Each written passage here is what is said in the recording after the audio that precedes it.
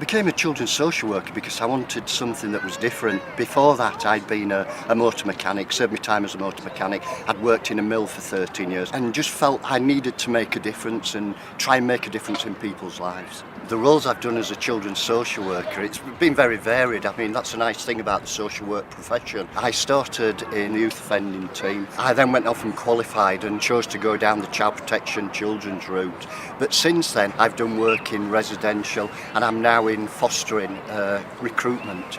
For me, starting off in frontline child protection work was incredibly important. It's very intense work. It gives you the real foundation. It learns you many of the skills that you use over the years as a social worker. I started off in the public sector but worked for 6 years in the private sector before returning to the public sector. I knew that I would return to the public sector because I believe in working within your own communities and putting something back into those communities. I think working in the Yorkshire and Humber region, it's a fantastic region. It's where I was born and raised. The people are great, but there's a great deal of diversity. It's a fantastic place to work.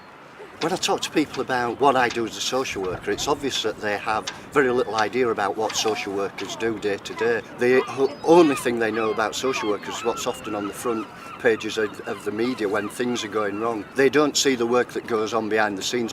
Social workers play a major part in communities and within families. There's a lot of work and a lot of support. Any society is judged by how they treat the most vulnerable in that society. And the children that we work with are the most vulnerable and challenging in our society. They're also tomorrow's parents.